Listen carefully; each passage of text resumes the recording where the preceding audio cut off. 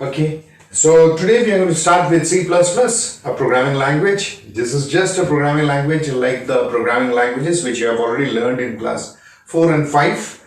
I would not like to stress much on what a program does because I believe you have already studied about what a program is. A program is a set of instructions given to the computer to do a particular job. You must have studied this already in your lower class. For example, in class 5, you must have already learned this, that a programming language is nothing but a set of instructions which you give to the computer to perform a particular task.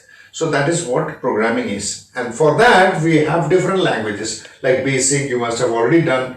Logo, you must have already done. What we are going to do is, we are going to learn C++, which is far more advanced compared to any other software which you have already learned. First, when you want to use C++ in your computer, so you have to use this particular software called Turbo C++. Turbo C++, this is the software. You can Google it around, or I'll also provide you with the link. Turbo C++, this is the IDE for the Integrated Development Environment for the programming which you're going to learn just now.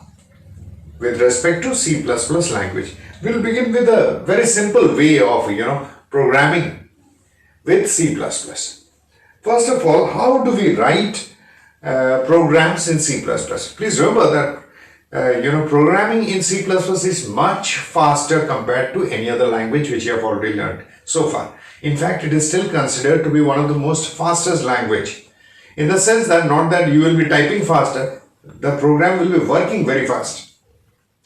Next is, this particular language is case sensitive. Case sensitive means whatever you are writing in lowercase, that is in small alphabets, you have to write it in small alphabets in the computer. It distinguishes between capital letter and small letter. So when you type your program in the computer, you need to be very, very careful. Otherwise, you will always get an error whenever you are writing programming in C++.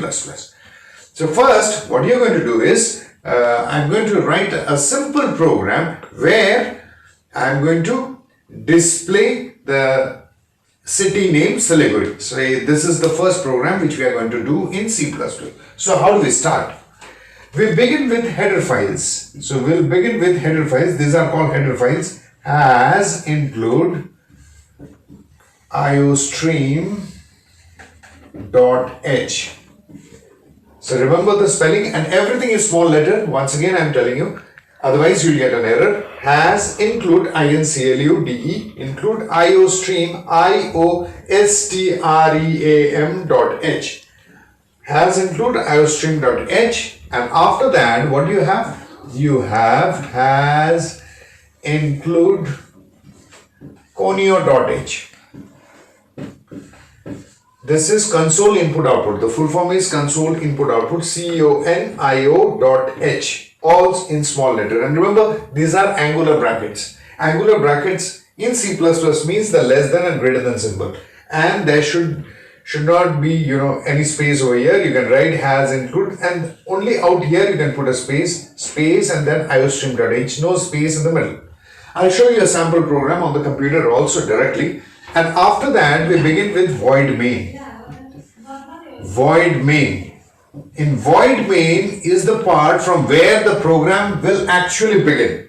So we write here void and then one space and then main, M-A-I-N, main. And then followed by parenthesis open, parenthesis close. What is parenthesis? The bracket which we use in maths, remember? So this is less than greater than symbol, and this is the bracket which we use in maths. Don't make a mistake. And then what we do is, the first thing what we do is, we are going to clear the screen before running the program. So we'll be using this command clr scr followed by parenthesis followed by semicolon. So clr scr means clear screen, and once again the brackets which you have learned in mathematics. That is the first bracket, the rounded circle brackets. So first we should begin with clearing the screen. After that we are going to display the city name Siliguri. So how do we do that? We'll use the command called cout, C-O-U-T. So please don't pronounce this as cout. It is cout. Cout means console. C stands for console. Console means on the monitor. Out means output. After that, we are going to write the cascading symbol. Cascading symbol are two less than symbols followed by quotation, and quotation should always be the double quote. And out here, I am going to write the name of the city, that is Siliguri. So this is what I am writing out here. Followed by closing the quotation and followed by putting a semicolon out here. And then only this much we have to write, and then followed by ending the program. So how do we end the program? We write get ch followed by parenthesis, put a semicolon, and then the closing brace. Now from here there are a few aspects which you are going to learn. First, all these lines which I am underlining are must for every program from now onwards, whatever you are going to write. So these are must. So you see, all the lines which I have underlined should be always there, and the only line which I have not underlined, you have to make modifications depending upon the questions which I give. So this is how we write a program. Now once you write a program, what you are going to do is, we are going to compile it. That means compiling in C++ is the process of converting it to machine language. You must have studied in your lower class that computer understands only one language, that is machine language. But you have written a program in C++ language. So it needs to be converted to machine language. To convert it to machine language, you should press the keyboard combination Control plus F9. F9 is the function key. So press this particular keyboard combination Control plus F9, and then your program is going to run and it is going to display the answer. However, there are a few points to be noted. Cout will have the cascading symbol followed by Siliguri, and Siliguri should be enclosed with double quotes. And remember, for C++, anything which is in double quotes means it should be printed as it is. There is no other, meaning to it. It means whatever you write within double quotes will be displayed as it is. It doesn't matter whatever you are writing over here. Now, what I'm going to do is, I'm going to write one more time the city name Siliguri. So how do I do that? I'm going to write Cout and I'm going to write Siliguri once again over here. Followed by getch. You see, getch should always be there to mark the end of the program, and once again that is why I'm underlining this 2 line. So here what happens in this particular program is, it's going to display the words or the names of the cities Siliguri and Siliguri twice. However, don't think that it's going to display it in 2 different lines. It's going to display in same line. So what the computer is going to display is the output, the resultant. Output means the resultant. What it is going to do? It's going to show me Siliguri, and just beside the city name Siliguri, once again it's going to display Siliguri. Now when will you get the output? Only when you press the keyboard combination Control plus F9. So you have to type this program, press the keyboard combination Control and F9, and then you will see the output, that is the word Siliguri and Siliguri printed one beside the other. This is what you are going to get. However, in case I want the next Siliguri to be printed in the next line, I should ensure that C++ does this by bringing the cursor to the next line. To do that, we'll use another command which I'm going to introduce you today called endl. Endl means end line. So here what we are going to do is, we are going to write endl. Endl means end line. So this time what is going to happen? Siliguri will get printed, and after that endl means bring the cursor to the next line. So the cursor will come over here, and after coming to the next line, the next Siliguri gets printed. So instead of printing the Siliguri out here, it's going to print the city name Siliguri once again in the next line. So this is what is going to happen. So I believe you understood. So once again, in a nutshell, I'm going to tell you, whatever you write in has include, those are called header files, and header files always ends with, remember, .h. The actual program begins from void main, followed by opening brace. This is also called, sometimes it is also called curly bracket. There is an opening curly bracket and there is a closing curly bracket. Please remember, these two are the brackets inside which the entire program is written. First, what we need to do is, we need to clear the screen. Remember, we need to clear the screen. This is just to clear off everything which is present on the screen.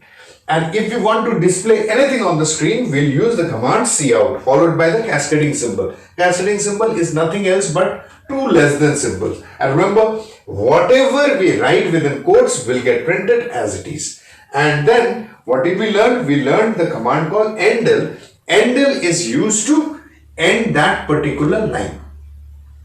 Now what I'm going to do is I'm going to show this to you specifically on the computer, how it works.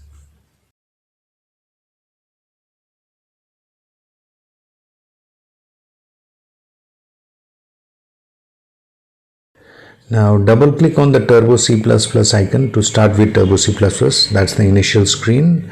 After a little bit of processing, you can see the screen isn't that very attractive.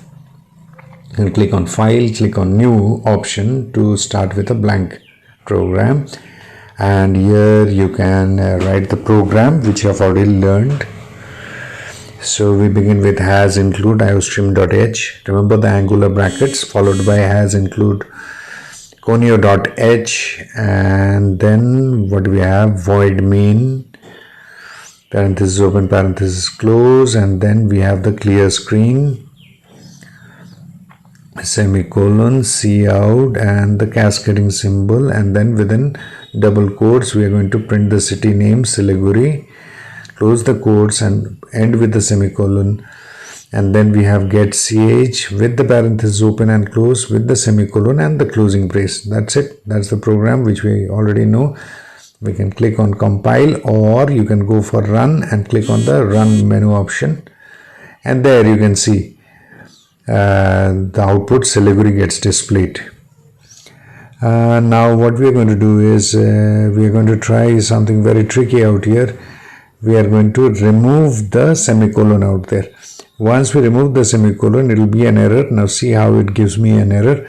Okay, you can see that errors are there. Errors 1, press any key. You press a key and it will give you can see at the bottom, it is showing you statement missing semicolon. So you have to add a semicolon in the statement above it. So there you have to put a semicolon. Once you put a semicolon, you can once again run the program and it's going to show you the output properly without any hiccups. See the output. Now what we are going to do is we are going to try out the second program which we have learned, where we use the endl statement. Remember, the endl is used for bringing the cursor to the next line. So first Siliguri will be displayed, followed by bringing the cursor to the next line, followed by cout Jalpaiguri. Now we'll run the program. Once you run the program, we get the output. However, this time we get Jalpaiguri in the next line. Remember, had endl not been there, it would have printed in the same line. Now we'll also try out the same program using the escape sequence \n. Remember, I was talking about \n, which do not get printed on the screen, rather brings the cursor to the next line. So after Siliguri gets printed, the cursor goes to the next line where Jalpaiguri gets printed. So what we are going to do is we are going to insert \n between Siliguri and Jalpaiguri, and there we are executing it, and here we get the output, that is Siliguri and Jalpaiguri.